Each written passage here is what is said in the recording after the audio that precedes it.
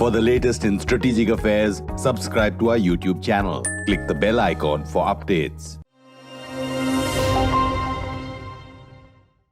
And I'm going to tell you why the United States doesn't care about Imran Khan. The United States and anyone who matters in the CIA, the Department of Defense, the State Department, they know that the prime minister doesn't matter, right? If you want to affect change, it's the army chief. So the absurdity that President Biden, who is managing multiple crises domestically, right? We also had a really important nomination to the Supreme Court that required much of his attention. The war in Ukraine.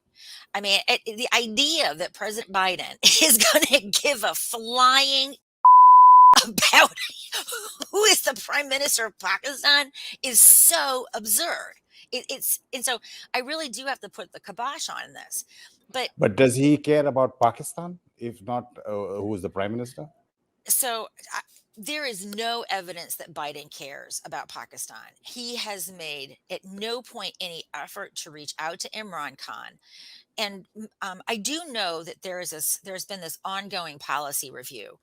So Biden, he knows Pakistan really well from his 8 years of vice president. And some people know, some people don't know. I had been selected by the Obama administration to be the Deputy Assistant Secretary of State. I declined it because I'm like, I don't have the temperament to deal with fools. So, but I had the occasion to meet Biden. I was read in before I formally declined the position. There was complete clarity that Pakistan was behind the tragedies in Afghanistan. There was complete clarity.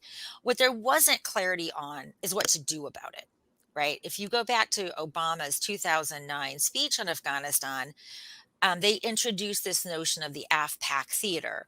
And it was very clear that Pakistan had an incredibly important role in the events playing out in Afghanistan. During the whole conversation, there was a small group of us at a dinner with Biden at his house, his vice president's house. It all centered on Pakistan. So he knows that Pakistan is the problem. And I think there's just zero evidence that Biden has any interest in Pakistan. The State Department is currently trying to figure out, do we kind of have like a masterly inactivity kind of policy towards Pakistan, which is to say we don't disengage, but we don't engage. A very small minority of people share my view that we should be really moving towards a coercive policy towards Pakistan. And then there are also those, primarily comprised of new people who think that Pakistan is too dangerous to fail, really want to be more vigorous in their engagement. This is the problem with new administrations. But this policy hasn't been set yet. And there is zero evidence that Biden cares about Pakistan at this point. There's been no initiatives discussed by Biden. In fact, count the times that he has even said the word Pakistan. And in fact, this has so outraged the youthias, as they are called in Pakistan, one of my favorite words, youth plus think of a better word to describe his supporters. What's so enraged the youthias is, you'll see they'll have these Twitter campaigns, Biden call Imran. It's just outraged them that Biden has been completely indifferent to Pakistan. So that's what makes this particular move by Imran Khan kind of clever, right? Because he has been he can say, well, they're indifferent to me. They don't like me because I'm so anti-American. And thus, it would make sense to his Youthia followers that naturally the U.S. has to be behind some conspiracy. They are incompetent and incapable of understanding that the real issue here isn't the United States. He off the army chief. There's no mystery here. It's Pakistan's own history that they're failing to read. It's the dramatic opposite in terms of the interest that the US and India have. I mean, you just had a 2+2. Pakistan issued a statement saying, why is Pakistan mentioned in that joint statement, etc. So that must be peeling them off even more. Oh, no, there's no, I mean, so there's no question, right?